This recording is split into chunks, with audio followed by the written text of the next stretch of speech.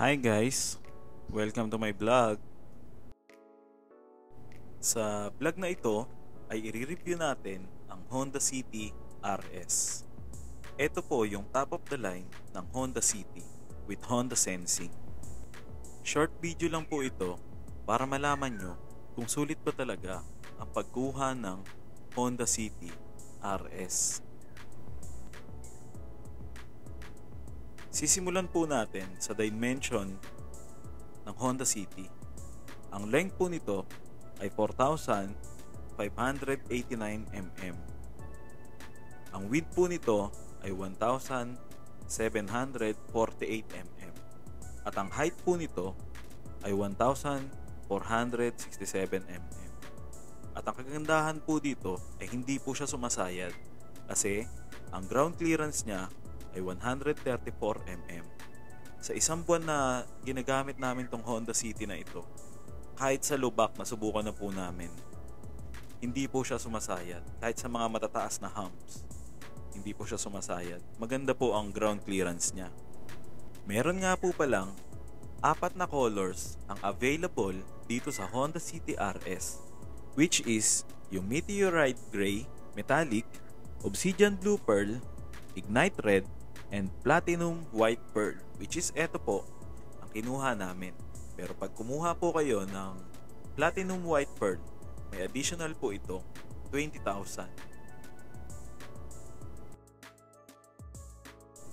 At dito na po papasok kung magkano ang Honda City RS. Ang presyo po ng Honda City RS ay 1,128,000 pesos. Ngayon, pag kumuha po kayo ng Platinum White Pearl, may additional po itong 20k. Pag-usapan naman po natin ang engine transmission. Ang makina po nito ay 1.5 liters double overhead camshaft. iVTEC 4 inline cylinders at 16 valves. Ang power ng makina ay 89 kW at 6,600 RPM. Ang torque po ng makina ay 145 Nm at 4,300 RPM. Ngayon guys, ang transmission po nito ay CVT, which is Continuously Variable Transmission. Pagka Honda City RS po ay may kasama na po itong paddle shifters.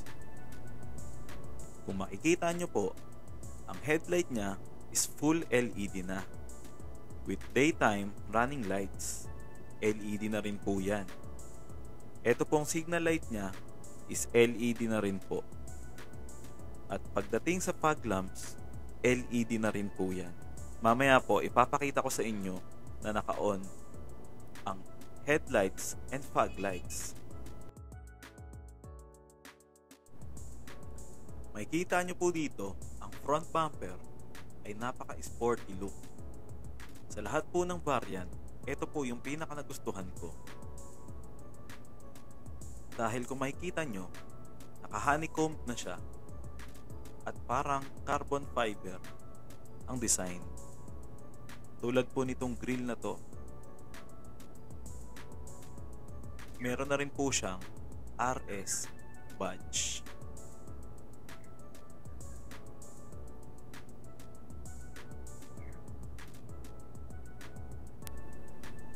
Ito naman po yung sensor ng Honda Sensing na nakalagay sa upper part ng windshield.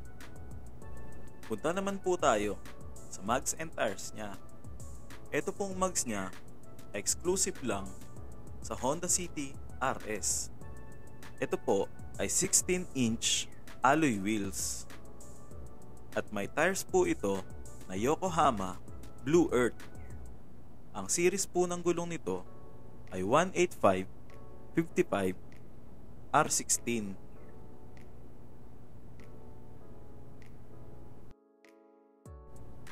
Kung makikita nyo po, etong gilid niya ay meron na rin pong side skirt.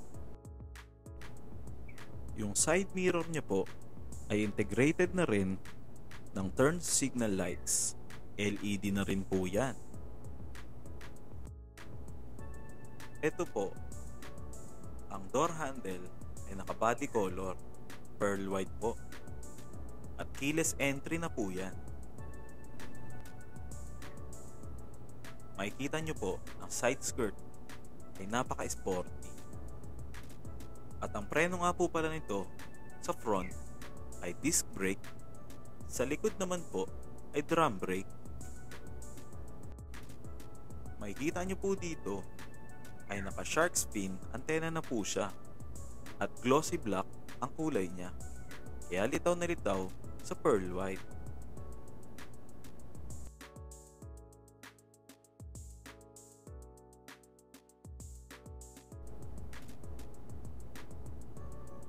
Meron na rin po siyang trunk spoiler, which is simple and luxurious ducktail. Kung makikita nyo po yung bumper sa likod, meron na rin po siyang diffuser na napaka-sporty look.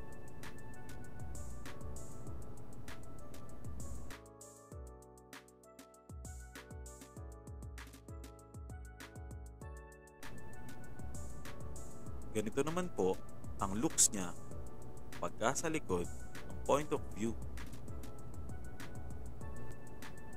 Ganito naman po siya ka-sporty tingnan pag sa gilid ang point of view. Eto na guys, tingnan na natin ang mga LED headlights and fog lights niya. Meron po siyang daytime running light o tinatawag natin na DRL. At ang headlights naman po niya ay full LED na. Kung i-compare po natin sa mga lower variant, sa S and V variant, RS lang po ang naka-LED. Sa mga lower variant ay naka-halogen pa rin po sila. Kung makikita nyo po, LED na rin ang fog lamps natin. Pero sa V variant, halogen pa rin po ang nakalagay. Sa S variant, wala naman pong fog lamps na kasama.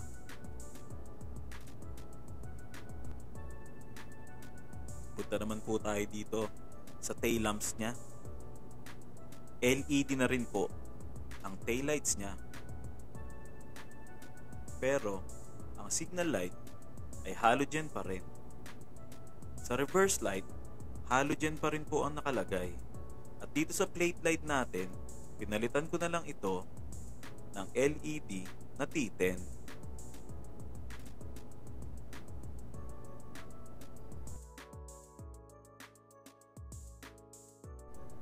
Ganyan po siya ka-sporty tignan. Napakaangas. Ito naman po ang looks niya sa likod pag naka-on ang park light.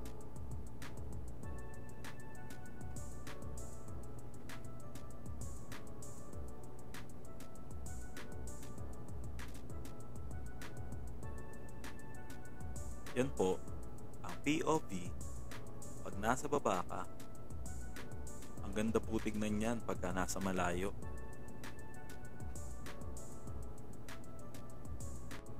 At dito na lang po nagtatapos ang pagre-review ko sa exterior ng Honda City RS. Kung nag-iisip-isip po kayo kung anong variant po ang kukunin nyo, sana po nakatulong itong pagre-review ko sa exterior. At sana po makapag-decide kayo kung ano ang variant na gusto nyo. Sa next vlog ko, i-review naman po natin ang interior ng Honda City RS. Malalaman po natin doon kung ano ba ang nilalaman ng Honda City RS compare sa ibang variant. Maraming pong salamat. Sana po na-enjoy nyo yung panonood. See you on my next vlog. Bye-bye!